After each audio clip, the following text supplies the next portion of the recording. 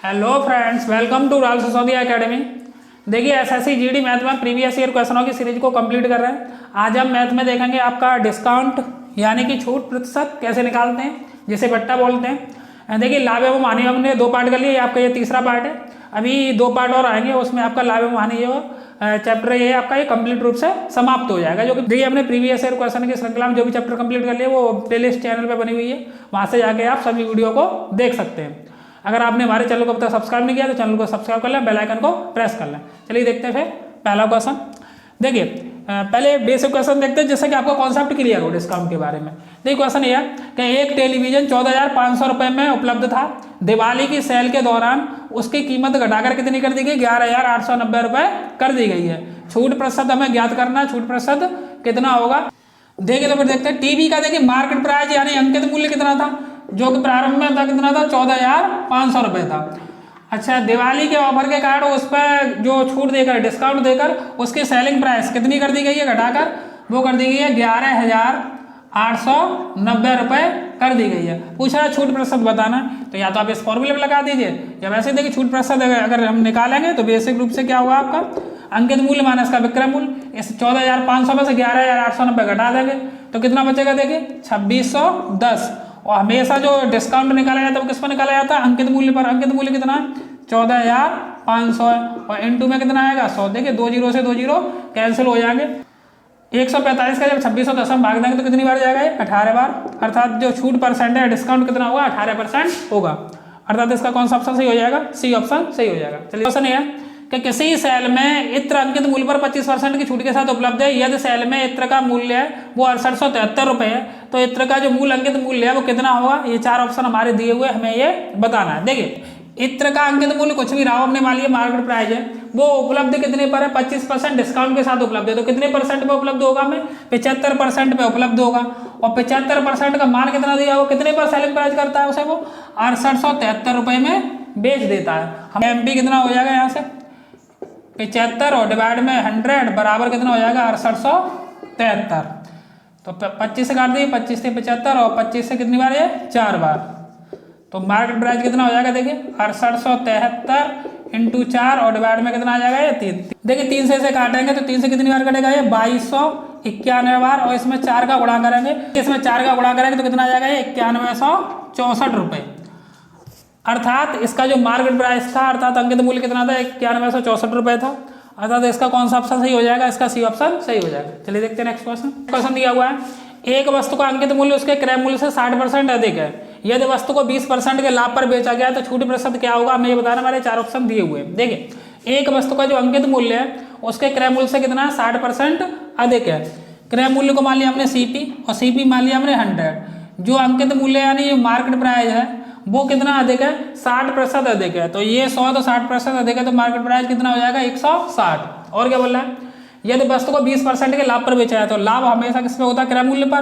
तो यानी कि लाभ पर बेचा जाता है, तो यानी SP कितना हो जाएगा? 20% के लाभ पर बेचा जा रहा है ना, तो 100 का 20% निकाले तो कितना हो जाएगा? 120 पर बेचा जा रहा है। पूछ क्या रहा है? छूट प्रतिशत। और हमेशा जो छूट प्रतिशत निकाला जाता है वो किस पर निकाला जाता है? अंकित मूल्य पर निकाला जाता है। तो देखिए 160 120 के बीच में कितना अंतर है? क्योंकि अंकित मूल्य में से विक्रय मूल्य घटाया जाता है, तो कितना अंतर है? 40। और किस में निकाला जाता है? हमेशा छूट प्रतिशत अंकित मूल्य पर निकाला जाता है, यानी 160 इंटू 100। 4 से 16 4 बार। देखिए 4 से 16 काटे 4 बार और 4 से 100 कितनी बार कटेंगे? 25 बार। अर्थात कितने परसेंट का ऐसे डिस्काउंट मिलेगा?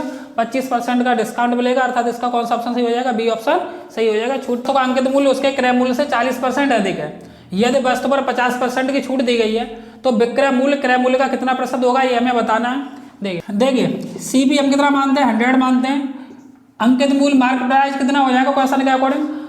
अंकित मूल्य उसके क्रय मूल्य से 40% अधिक है, तो अंकित मूल्य कितना हो जाएगा? 140 हो जाएगा, क्योंकि यह 40% अधिक है। अच्छा, विक्रय मूल्य के बारे में क्या बोला उसने? कितने की छूट दी है? यदि वस्तु 50% की छूट दी गई, इस पर जो छूट कितने की दी गई है? वो 50% की छूट दी गई है। तो 50% की छूट देंगे तो 140 का 50% निकालेंगे कितना हो जाएगा? 70। यानी 70 की इसमें क्या दी गई है? छूट दी गई है। तो कितने में बेचा गया फिर ये? यानी कि 70 रुपये में बेचा गया। इसका सेलिंग प्राइस कितना हो जाएगा? 70 रुपये हो जाएगा। क्रय मूल्य का कितना प्रतिशत है? तो विक्रय मूल्य क्रय मूल्य का कितना प्रतिशत है ये हमें बताना है। तो विक्रय मूल्य यानी SP यानी कि 70 क्रय मूल्य का यानी कि 100 का कितना प्रतिशत है? तो 100 से 100 कैंसिल हो जाएगा, यानी कितना प्रतिशत हो जाएगा, 70% हो जाएगा। अर्थात इसका कौन सा ऑप्शन सही हो जाएगा, सी ऑप्शन सही हो जाएगा। देखते हैं दिया हुआ है कि राज ने 35% की छूट पर एक नई कुर्सी खरीदी। यदि राज को कोई छूट नहीं मिलती तो राज को रुपए 238 और देने पड़ते। राज ने कुर्सी के लिए कितना भुगतान किया, ये हमें बताना है। देखिए क्वेश्चन क्या बोल रहा है कि यदि राज को कोई छूट नहीं मिलती तो राज को रुपए 238 और देने पड़ते। तो इसका मतलब है जो छूट देगी उसी के कारण तो 238 रुपए मिले। तो कहने का मतलब छूट कितने की मिली, 35% की। तो 35% का मान है कितना, 238 रुपए। अच्छा एक काम और करते हैं, इससे पहले मार्केट प्राइस यानी अंकित मूल्य को मान लेते हैं कितना, 100। ठीक, तो 1% का मान कितना हो जाएगा, यहाँ से 238 और डिवाइड बाई कितना हो जाएगा, 35। यहाँ से हम किसका मान निकाल लेते हैं, अंकित मूल्य का मान निकाल लेते हैं, यानी 100% का मान निकाल लेते हैं। तो 100 का कितना हो जाएगा, 238 डिवाइड बाई 35 और इंटू कितना हो जाएगा, 100 हो जाएगा। देखिए काट लेते हैं इसे। 5 से 35 कितनी बार, 7 बार, और 5 से 100 कितनी बार, 20 बार। 7 से काटते हैं इसे, तो देखिए 7 से कितनी बार कटेगा, तो ये 21 और कितने बचेंगे, 7 चौक 28 यानी 20 और कितने हो जाएंगे यहाँ से 680 रुपये। यानी कि इसका जो अंकित मूल्य है, मार्केट प्राइस है, 100 माना था ना हमने, तो कितना आ गया, वो 680 रुपये आ गया। क्वेश्चन के अकॉर्डिंग बताना क्या है, राज ने कुर्सी के लिए कितना भुगतान किया ये बताना हमें। तो राज ने कितना भुगतान किया, यानी सेलिंग प्राइस कितने की हुई है, तो 680 का, क्योंकि 35% का तो डिस्काउंट ही मिला है उसे, तो उसने भुगतान कितने का किया होगा, 35 घटा देंगे तो कितना किया, 65% का भुगतान किया। 680 का 65%, यानी 65/100। 1 0 से 1 0 कैंसिल हो जाएगा। ये 5 से काटते हैं 13 बार, और 5 से 10 कितनी बार कटाएंगे, 2 बार, और 2 से 68 कितनी बार कट जाएंगे, 34 बार। तो 34 × 13 का गुणा कर लेंगे, 52 और 39 और 5 44, यानी 442 रुपये में। तो देखिए राज ने कुर्सी के लिए कितना भुगतान किया, 442 रुपये। अर्थात इसका कौन सा ऑप्शन सही हो जाएगा, बी ऑप्शन सही हो जाएगा। देखिए नेक्स्ट क्वेश्चन दिया हुआ है, 40% और 20% की 2 क्रमागत छूट है कि एकल छूट के समतुल्य कितनी होगी, यानी इन दोनों के समतुल्य बट्टा कितना होगा ये बताना हमें। तो देखिए समतुल्य बट्टा निकालने के लिए प्रतिशत छूट यानी समतुल्य बट्टा निकालने के लिए इस फॉर्मूले से आसानी से लगा सकते हैं, m + n + mn/100, क्योंकि जो छूट होती है वो नेगेटिव में होती है।